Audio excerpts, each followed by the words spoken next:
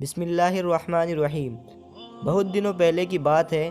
बंगाल में एक सौदागर रहता था जिसका कारोबार दूर दूर तक फैला हुआ था। उसके पास 5 बाहरी जहाज़ थे जिनमें वो अपने मालो असबाब को लाद कर दूसरे मुल्कों में भेजा करता था और बड़ी कीमत पाता था। खुदा का करना क्या हुआ कि सौदागर बेचारे के बुरे दिन आ गए। उसकी बीवी बीमार हो गई और कुड़ कुड़ कर मर गई। उसके सारे जहाज एक एक कर डूब गए। अब सौदागर बेचारा कोड़ी कोड़ी का मोहताज हो गया। सौदागर के दोस्तों ने जब उसका ये हाल देखा तो उन सब ने उसका साथ छोड़ दिया। वो कहते हैं कि मुसीबत में तो साया भी साथ छोड़ देता है। यही हाल उस बेचारे सौदागर का हुआ। सौदागर क्या करता, शहर को छोड़कर गांव में जा बसा। सौदागर की 3 लड़कियां थीं। उसने एक दिन तीनों लड़कियों को अपने पास बिठाया और कहने लगा, प्यारी बेटियों, हम सब मुसीबत में पड़े हुए हैं और तुम देखती हो कि नौकर चाकर तो है नहीं जो काम काज करे। हमारी ये हालत देखकर वो भी साथ छोड़ गए।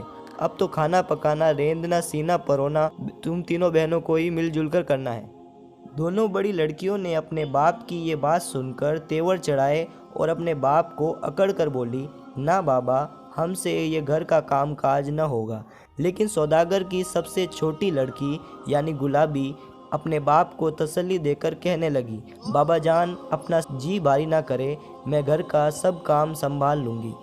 अब हुआ यूँ कि सौदागर की दोनों बेटियां हाथ पर हाथ धर कर बैठी रहती और सबसे छोटी लड़की गुलाबी घर का सारा काम करती, कपड़े धोती, बर्तन मांजती, सबके लिए खाना पकाती, बिस्तर बिछाती, रात में थककर चूर होकर सो जाती। इसी तरह कई माह बीत गए और फिर खुदा का करना क्या हुआ कि एक दिन सौदागर को एक खबर मिली, 5 जहाज डूबे नहीं हैं बल्कि समंदर में ज़बरदस्त तूफान आने की वजह से वो वक्त पर पहुंच ना सके। अब वो बंदरगाह में लंगर डाले खड़े थे और उन जहाज़ों पर लाखों रुपए का सामान लदा हुआ था। सामान बहुत कीमती था। सौदागर ने जब ये खबर सुनी तो वो फूले नहीं समाया। खुशी खुशी उसने अपनी तीनों बेटियों को अपने पास बुलाया और खुशखबरी सुनाते हुए कहने लगा, खुदा ने हमारी मुसीबत के दिन ख़त्म कर दिए हैं।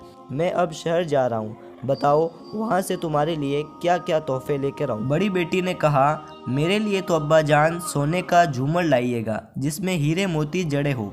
दूसरी लड़की बोली, प्यारे अब्बा जान, मुझे तो नीले रंग की रेशमी साड़ी ला दीजिएगा।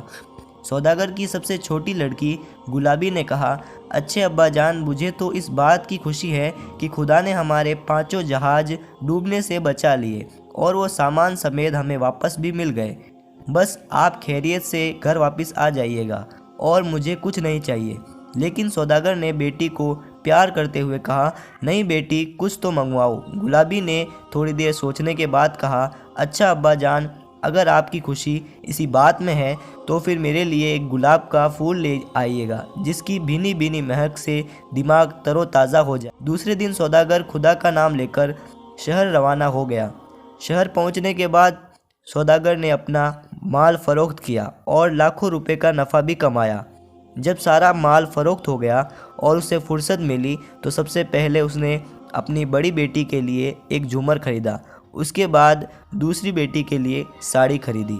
अब सौदागर ने अपनी छोटी बेटी के लिए गुलाब का फूल खरीदने के लिए बाज़ार में घूमना शुरू किया। लेकिन अजीब बात यह है कि सारा दिन तलाशने के बाद भी गुलाब का फूल कहीं नहीं मिला। एक दिन की बात है, सौदागर गुलाब के फूल की तलाश में बाज़ार में मारा मारा फिर रहा था कि देखते ही देखते आसमान पर काले बादल घिर आए और फिर बड़े ज़ोर की मूसलाधार बारिश हुई। सौदागर ने इधर उधर कोई पनागाह तलाश की मगर हर तरफ सन्नाटा छाया हुआ था। अचानक एक ज़ोर की बिजली कड़की और उसने रोशनी में सौदागर को कुछ ही फासले पर एक आलीशान मकान नजर आया। सौदागर भागता हुआ वहां पहुंचा। वो मकान इतना ऊंचा था कि आसमान से बातें करता। बारिश से बचने के लिए सौदागर उसी मकान में दाखिल हो गया। अंदर पहुंचने पर सौदागर देखता है कि वहां एक बहुत बड़े कमरे में कालीन बिछे हुए हैं और वहां की चीज़ें बेशकीमती और सोने की है। सौदागर एक कुर्सी पर बैठ गया और सोचने लगा कि शायद ये किसी राजा का महल है। कोई घंटा भर सौदागर वहीं बैठा रहा, लेकिन बारिश थी कि थमने का नाम ही नहीं ले रही थी। अब सौदागर को भूख भी सताने लगी। अचानक वो देखता है कि उसके सामने मेज़ पर एक दस्तरखान बिछा है और उसके ऊपर रंग रंग के तरह तरह के खाने रखे हुए हैं। सौदागर ने पेट भर कर खाना खाया और अल्लाह का शुक्र किया। इतने में ही बारिश थम गई। अब सौदागर उठा कि मकान के मालिक से मिलकर उसकी मेहमान नवाजी का शुक्रिया अदा करे। उसने मकान का कोना कोना छान मारा, लेकिन वहाँ आदमी तो क्या एक परिंदा भी नज़र नहीं आया। सौदागर बड़ा हैरान हुआ। वो आखिर मायूस होकर बाहर निकलने के लिए दूसरे दरवाजे की ओर बढ़ा। अभी वो दरवाजे तक पहुंचा ही नहीं था कि उसे दरवाजे की दाईं तरफ से कोई रोशनी दिखाई दी। वो उस जानिब बढ़ा।